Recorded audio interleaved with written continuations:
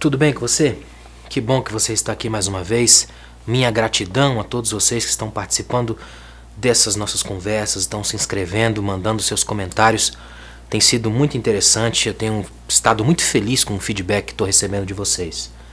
Meus amigos, o tema que eu tenho para hoje é uma conversa bem interessante sobre a arte de saber parar. A arte de saber parar.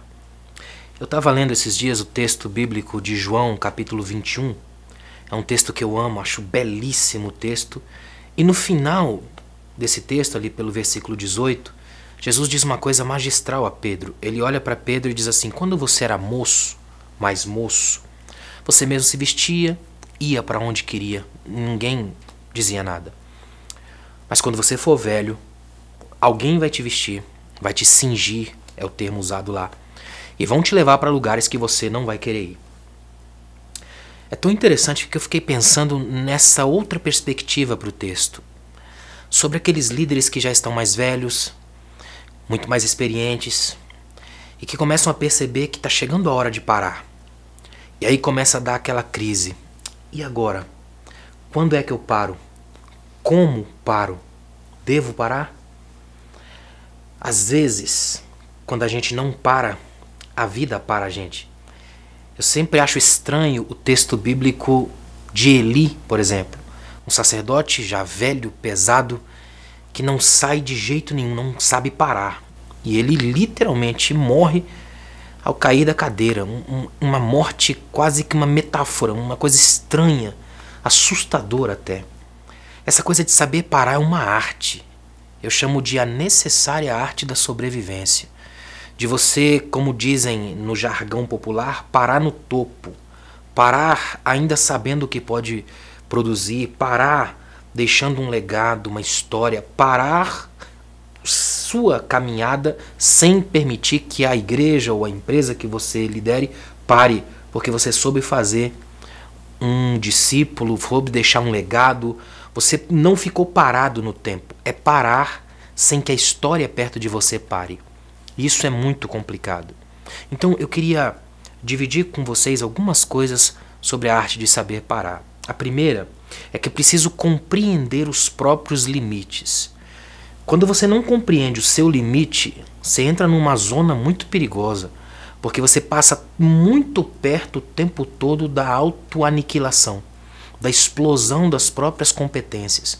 Então é muito perigoso quando você não sabe parar por não compreender os próprios limites, por não fazer a leitura do século em que está vivendo, por não perceber a crise de gerações e de legados. Tudo isso faz parte do pacote, vem tudo no mesmo movimento. Então saber parar nesse sentido é uma arte profunda, a arte do reconhecimento dos próprios limites. Quando eu sei que eu não tenho mais as mesmas inclinações, inquietações, projeções ou forças que eu tinha no passado. Aliás, é interessante como a gente vai mudando ao longo do tempo, a gente percebe que com o passar dos anos a gente já não faz o que faria com tanta intensidade, pensa muito antes de falar. Eu sempre admiro aqueles líderes mais velhos, cabelos brancos, não sei se você já percebeu, mas a cada discussão, a cada crise, todo mundo gritando, gesticulando, batendo nas mesas e eles estão calados. E aí quando eles abrem a boca saem verdadeiras pérolas, joias do conhecimento. Porque eles estão acostumados com todo um processo. Eles sabem, já andaram uma segunda, quem sabe uma terceira milha. Então a arte de saber parar acontece, primeiro, quando eu compreendo os meus limites. Segundo, dentro da arte de saber parar, é preciso aprender a dizer basta. Uma das palavras terapêuticas é dizer chega, não dá. Eu paro por aqui.